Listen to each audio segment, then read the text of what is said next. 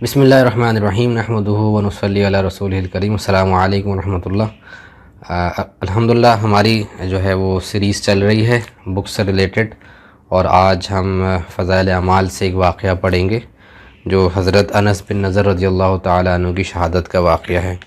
الحمدللہ آپ کو پتہ ہے کہ فضائل اعمال جو ہے وہ قرآن کے بعد سب سے زیادہ دنیا کے اندر پڑھی جانے والی کتاب ہے ساری دنیا کے اندر، اور یہ حضرت مولانا زکریا صاحب رحمۃ اللہ علیہ کی جو ہے وہ کمپائل کردہ کتاب ہے، اور اس کے اندر اوتھینٹک الحمدللہ واقعات ہیں، اور صحابہ کے واقعات ہیں، صحابیات کے واقعات ہیں، بچوں کے واقعات ہیں، اور اسی طرح یہ ایک حکایت صحابہ کے چیپٹر کے اندر یہ ساری چیزیں ہیں۔ اس کے بعد پھر اعمال کے فضائل شروع ہو جاتے ہیں۔ فضائل قرآن ہے، قرآن سے کیا ملے گا ہمیں، نماز سے کیا ملے گا، فضائل نماز ہے، فضائل ذکر ہے، فضائل تبلیغ ہے، مسلمانوں کا موجودہ پستی کا واحد علاج ہے، اور رمضان کے دنوں میں فضائل رمضان سے پڑھا جاتا ہے، اور حج کے ایام میں، حج کے دنوں میں فضائل حج سے پڑھا جاتا ہے۔ تو حضرت شیخ رحمۃ اللہ نے کی یہی کاوش تھی کہ لوگ جو ہے وہ جھوٹی کہانیوں کے بجائے یہ اصل جو صحابہ رضی اللہ تعالیٰ عنہ مجمعین کی زندگی ہے اس سے جو ہے وہ متاثر ہوں۔ صحابیات کی زندگی دیکھ کر ہماری خواتین، ہمارے مرد، ہمارے بچے، اور صحابہ کے، صحابیات کے اور صحابہ کے بچوں کے واقعات سن کر، پڑھ کر ان کی سادی زندگی سے جو ہے وہ متاثر ہوں۔ تو اس وجہ سے یہ کتاب جو ہے وہ ہمارے گھروں کے اندر بھی ہونی چاہیے، اور اس کو بار بار پڑھنا چاہیے۔ بار بار اسی لیے یہ مساجد کے اندر، گھروں کے اندر کا پڑھنے کو کہا جاتا ہے کہ صرف یہ سرسری سا پڑھنا نہ ہو کہ بھئی میں نے ایک دفعہ واقعہ پڑھا اور جو ہے وہ پھر کتاب رکھ دی، یا کتاب پوری ایک دفعہ پڑھ لی پھر کتاب میں نے رکھ دی۔ لیکن بار بار کا پڑھنے کا مقصد ہی یہی ہوتا ہے کہ یہ کتابوں سے باتیں نکل کے ہماری جو ہے وہ زندگی کے اندر آ جائیں۔ تو اسی کے لیے اس کو بار بار پڑھا جاتا ہے، اور صحابہ کی زندگی سامنے ہوگی تو ان کی زندگی گزارنے کا جو ہے ہمیں شوق بھی پیدا ہوگا، کیسی زندگی گزار گئے اور کیسے کیسے بڑے بڑے مرتبے اور درجے لے گئے، اور کیسی قربانیاں دی انہوں نے، جس کی وجہ سے آج ہم سارے کے سارے مسلمان ہیں، اور ان کے ہم نام لیوا ہیں، اور ان کے ہم نام لیتے ہیں، ان کے ناموں پر ہم اپنے بچوں کے جو ہے وہ نام رکھتے ہیں۔ کتنی بڑی بات ہے کہ 1400 سال کے بعد بھی ان کے نام جو ہے وہ یاد رکھے جاتے ہیں، اور ان کے ناموں پہ مساجد ہوتی ہیں، ہاسپٹل ہوتے ہیں، اور ادارے ہوتے ہیں، اور پتہ نہیں کیا کہ ہم لوگ کیسے ان کے جو ہے وہ نام سے ان کو جو ہے وہ یاد رکھتے ہیں۔ اور ایک بات اور بھی یہاں پہ میں اہم کرتا چلوں کہ آپ علیہ الصلوۃ والسلام کی حدیث کا مفہوم ہے کہ آپ علیہ الصلوۃ والسلام نے فرمایا کہ میرے صحابہ سے جو محبت رکھے گا وہ مجھ سے محبت رکھے گا، اور جو میرے صحابہ سے بغض رکھے گا وہ مجھ سے بغض رکھے گا۔ تو یہ ہماری محبت کی، ہماری ایمان کی، ہمارے اسلام کی علامت بھی ہے۔ تو انشاءاللہ اس واقعے کو شروع کرتے ہیں۔ اس کو بڑے بھی سنیں، چھوٹے بھی سنیں، اپنے بچوں کو بھی سنائیں۔ میں آپ سے واقعہ شیئر کرتا چلوں۔ ساؤتھ افریقہ کی ہم نے کارگزاری سنی، کسی افریقن کنٹری کی۔ اس میں انہوں نے بتایا کہ یہ جو گھر کے اندر تعلیم کا حلقہ لگتا تھا الحمدللہ، اور بچے بڑے سب جو ہے وہ تعلیم کو اور صحابہ کے واقعات کو سنا کرتے تھے۔ تو ایک دفعہ ان کے علاقے کے اندر ایسا طوفان آیا، بارش اور اس طرح کا طوفان، بچہ باہر تھا، اور نہ بچہ گھر پہ آ سکا، نہ والدین، اتنا تیز طوفان تھا کہ باہر اس کو دیکھنے گئے۔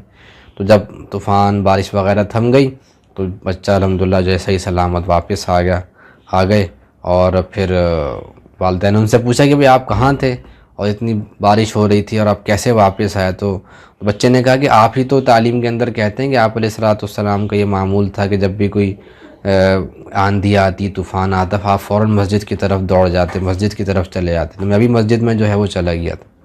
تو ایسے جو ہے وہ اگر صحابہ کی زندگی ہمارے سامنے ہوگی تو ہمیں ہماری دنیا میں بھی کفایت ہوگی، ہماری مدد ہوگی، اور آخرت تو انشاءاللہ ہماری بنے گی۔ تو یہ ہے قصہ حضرت انس رضی اللہ تعالیٰ عنہ بن نضر کی شہادت کا۔ حضرت انس رضی اللہ تعالیٰ عنہ بن نضر ایک صحابی تھے جو بدر کی لڑائی میں شریک نہیں ہو سکے تھے۔ ان کو اس چیز کا صدمہ تھا، اس پر اپنے نفس کو ملامت کرتے تھے کہ اسلام کی عظیم الشان لڑائی اور تو اس میں شریک نہ ہو سکا۔ اس کی تمنا تھی کہ کوئی دوسری لڑائی ہو تو حوصلے پورے کروں۔ اتفاقاً سے احد کی لڑائی پیش آ گئی جس میں یہ بڑی بہادری اور دلیری کے ساتھ شریک ہوئے۔ احد کی لڑائی میں اول تو مسلمانوں کو فتح ہوئی، مگر آخر میں ایک غلطی کی وجہ سے مسلمانوں کو شکست ہوئی۔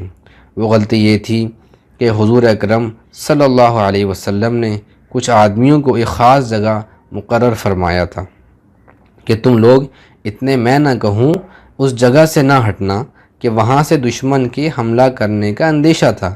جب مسلمانوں کو شروع میں فتح ہوئی تو کافروں کو بھاگتا ہوا دیکھ کر یہ لوگ بھی اپنی جگہ سے یہ سمجھ کر ہٹ گئے کہ اب جنگ ختم ہو چکی، اس لیے بھاگتے ہوئے کافروں کا پیچھا کیا جائے اور غنیمت کا مال حاصل کیا جائے۔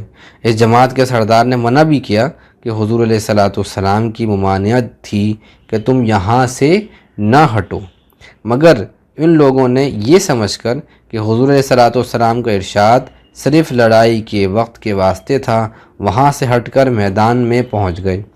بھاگتے ہوئے کافروں نے اس جگہ کو خالی دیکھ کر اس طرف سے آ کر حملہ کر دیا۔ مسلمان بے فکر تھے، اس اچانک بے خبری کے حملے سے مغلوب ہو گئے اور دونوں طرف سے کافروں کے بیچ میں آ گئے، جس کی وجہ سے ادھر ادھر پریشان بھاگ رہے تھے۔ حضرت انس رضی اللہ تعالیٰ عنہ نے دیکھا کہ سامنے سے ایک دوسرے صحابی حضرت سعد رضی اللہ تعالیٰ عنہ بن معاذ آ رہے ہیں۔ ان سے کہا کہ اے سعد، کہاں جا رہے ہو؟ خدا کی قسم، جنت کی خوشبو احد پہاڑ سے آ رہی ہے۔ یہ کہہ کر تلوار ہاتھ میں تھی ہی کافروں کے ہجوم میں گھس گئے اور اتنے شہید نہیں ہو گئے، واپس نہیں ہوئے۔ شہادت کے بعد ان کے بدن کو دیکھا گیا تو چھلنی ہو گیا تھا۔ 80 سے زیادہ زخم تیر اور تلوار کے بدن پر تھے۔ ان کی بہن نے انگلیوں کے پوروں سے ان کو پہچانا۔ کیسی میرے محترم دوست بزرگوں، کیسی جو ہے وہ قربانیاں جو ہے صحابہ رضی اللہ تعالیٰ عنہ مجمعین نے دی۔ اب اس میں حضرت شیخ نے آگے فائدہ بھی اس کا لکھا ہے، جو لوگ اخلاص اور سچی طلب کے ساتھ اللہ جل شانہ کے کام میں لگ جاتے ہیں، ان کو دنیا ہی میں جنت کا مزہ آنے لگتا ہے۔ یہ حضرت انس رضی اللہ تعالیٰ عنہ زندگی ہی میں جنت کی خوشبو سونگھ رہے تھے۔ اگر اخلاص آدمی میں ہو جاوے تو دنیا میں بھی جنت کا مزہ آنے لگے۔ میں نے ایک معتبر شخص سے، جو حضرت اقدس مولانا شاہ عبد الرحیم صاحب رحمۃ اللہ علیہ کے مخلص خادم ہیں، حضرت کا مقولہ سنا ہے کہ جنت کا مزہ آ رہا ہے۔ فضائل رمضان میں اس قصے کو لکھ چکا ہوں۔ تو میرے محترم دوستوں، آپ یہ دیکھیں کہ حضرت انس رضی اللہ تعالیٰ عنہ کو سب سے پہلی بات دیکھیں جذبہ، اللہ کے راستے میں نکلنے کا جذبہ کیسا تھا حضرت انس رضی اللہ تعالیٰ عنہ۔ اور باقی ابھی ہم انشاءاللہ اور بھی واقعات ہیں اس کے اندر، سارے واقعات ون بائی ون انشاءاللہ پڑھیں گے تو آپ کے سامنے انشاءاللہ صحابہ کی زندگی آئے گی کہ صحابہ کیسے جو ہے وہ دین کی محنت میں، دین کی فکر میں، دین کی بقا میں، دین کو سارے عالم تک پہنچانے میں، دین کی حفاظت میں کیسے جو ہے وہ جٹے ہوئے تھے۔ آج ہم اللہ کے راستے میں نکلنے کا کہتے تو آج ہم کیا بولتے ہیں؟ ہمیں یہ عذر ہے، ہمیں یہ عذر ہے، ہمیں یہ، ہم بچتے ہیں۔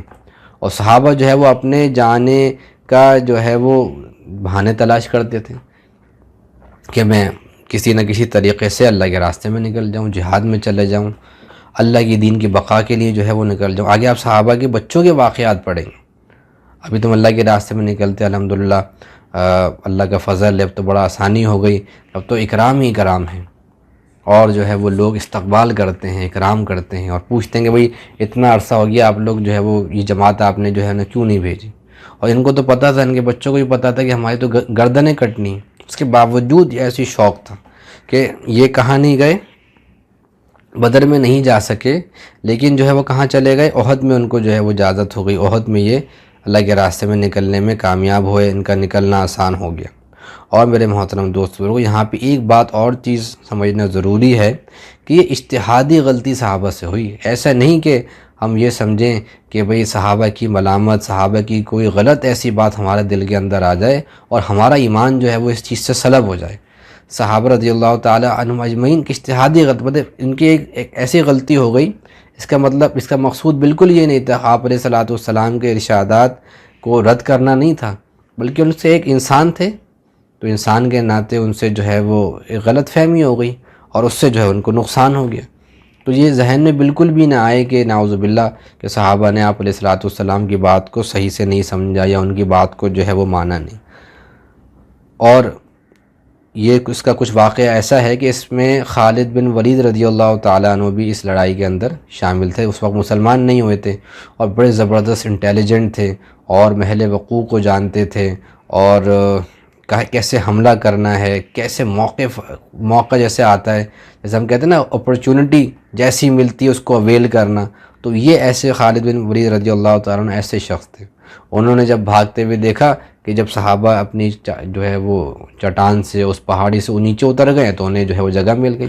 اب جب وہ پیچھے سے گھوم کر آئے تو یہاں پہ جو ہے وہ مال غنیمت جب وہ سمیٹ رہے تھے صحابہ تو پیچھے سے جو ہے انہوں نے حملہ کر دیا. جب حملہ کر دیا تو وہ جو ہے وہ بوکھلا گئے، کیونکہ جب ایک دم سے حملہ ہوتا ہے اور ایک آدمی یہ سمجھے کہ بھئی ہم جنگ جو ہے وہ جیت چکے ہیں اور ایک دم سے حملہ ہو جائے تو وہ اس کو جو ہے وہ کوپ نہیں کر سکتا، اس وقت اپنی حفاظت نہیں کر سکتا. تو کافی 70 صحابہ جو ہے وہ بڑے صحابہ جو ہے اس میں شہید ہو گئے. اور اس میں حمزہ رضی اللہ تعالیٰ عنہ کے بارے میں بھی آتا ہے کہ حمزہ رضی اللہ تعالیٰ عنہ جو ہے وہ اس میں شہید ہو گئے.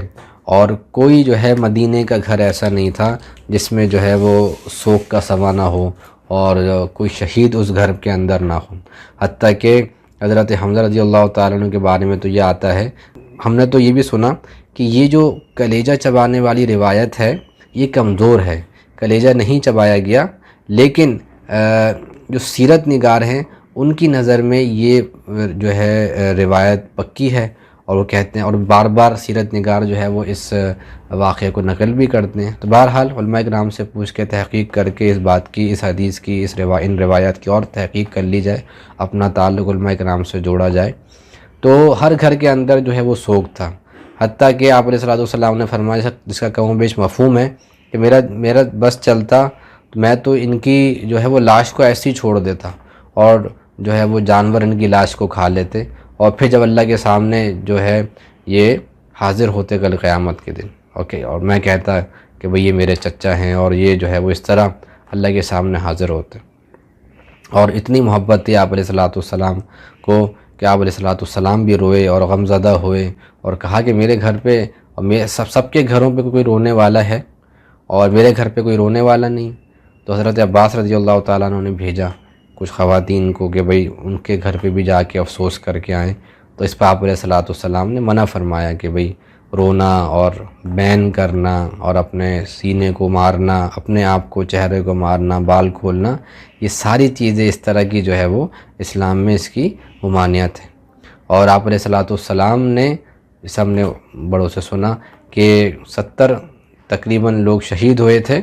تو حضرت حمزہ رضی اللہ تعالیٰ عنہ کی لاش رکھی رہتی تھی، لاش مبارک رکھی رہتی تھی اور ایک ایک کر کے جو ہے وہ نماز جنازہ ہوتا رہتا تھا اور صحابہ کی میتوں کو اور جنازے کو لے کر آتے تھے اور نماز جنازہ اس طرح جو ہے پڑھا جاتا تھا. حضرت حمزہ کا وہیں پہ جنازہ جو ہے وہ رکھا ہوا تھا. آپ علیہ السلام کو بہت جو ہے وہ رنج ہوا تھا.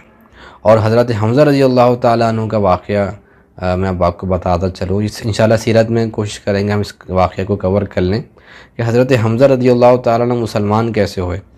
کہ آپ علیہ السلام نے آپ علیہ السلام ایک جگہ کہیں سے جا رہے تھے تو ابو جہل نے آپ علیہ السلام کو دیکھ لیا. آپ علیہ السلام کے سر پہ بہت زور سے جو ہے وہ کمان ماری، جس کی وجہ سے آپ صلی اللہ علیہ وسلم کا جو ہے وہ سر پھٹ گیا. اور ایک مکے کی عورت نے دیکھ لیا. حضرت حمزہ رضی اللہ تعالیٰ عنہ کہیں سے تشریف لے کر آ رہے تھے. اس پر اس نے کہا کہ بھئی تمہارے بھتیجے کو جو ہے وہ ابو جہل نے اس طرح مارا ہے. تو پھر وہ گئے اور پھر اس سے مکالمہ ہوا اور کہا تم نے میرے بھتیجے کو مارا ہے، اور وہی کمان لے کے اس کے جو ہے وہ سر پہ مار دی ابو جہل کے. اس کے بھی خون جاری ہو گیا. ادھر کے لوگ بھی آ گئے، ادھر کے لوگ بھی آ گئے. لڑائی شروع ہونے والی تھی تو کہا کہ میں بھی جو ہے مسلمان ہو گیا. اس وقت حضرت حمزہ مسلمان نہیں ہوئے تھے، لیکن انہوں نے اس کو غصہ دلانے کے لیے کہا کہ میں بھی مسلمان ہو گیا. پھر یہ آپ علیہ السلام کے بعد حضرت حمزہ رضی اللہ تعالیٰ عنہ چلے جاتے ہیں.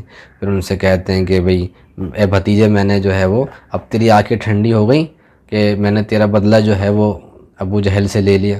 تو آپ علیہ السلام کی ذات، شفیق ذات اور جو ہے وہ حریص ذات کیسے ایمان لے آئیں. فوراً کہا کہ نہیں چچا، میری آنکھیں جب ٹھنڈی ہوں گی، میرا دل جب ٹھنڈا ہوگا تب آپ جو ہے وہ ایمان لے آئیں. تو کچھ روایت آتی ہیں کہ 1 دن میں 2 دن میں اس طرح جو ہے وہ یہ حضرت حمزہ رضی اللہ تعالیٰ عنہ مسلمان ہو گئے. تو میرے محترم دوستو، اس کو ہم کوشش کریں کہ ان واقعات کو، ان سچے واقعات کو پڑھیں۔ دولہا دلہن و بادشاہ رانی، اس قسم کے واقعات سے ہم لوگ باہر نکلیں۔ اب یہ ٹائم ہے جاگنے کا اور اپنی نسلوں کو پروان چڑھانے کا، ان کی پرورش کرنے کا۔ اب ان کو صحابہ کے جو ہے واقعات سنیں، تاکہ وہ فلمی ہیرو کو دیکھ کے، ہیروئن کو دیکھ کر، یا فٹ بالرز کو دیکھ کے، کرکٹرز کو دیکھ کے ان کو اپنا آئیڈیل نہیں بنائیں، بلکہ اصل آئیڈیل تو یہ ہیں، صحابہ رضی اللہ تعالیٰ عنہم اجمعین۔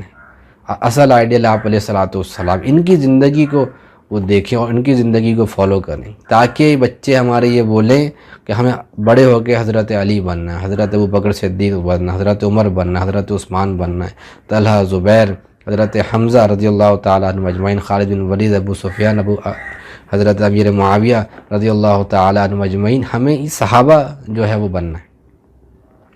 تو اس کے لیے انشاءاللہ آپ سے بھی گزارش ہے، کوشش کریں انشاءاللہ گھروں کے اندر بھی تعلیم کا حلقہ اور جو ہے صحابہ کی زندگی سنائیں۔ انشاءاللہ پھر اگلی دفعہ پھر کسی صحابہ کے واقعے کے ساتھ انشاءاللہ حاضر ہوں گے۔ السلام علیکم ورحمۃ اللہ وبرکاتہ۔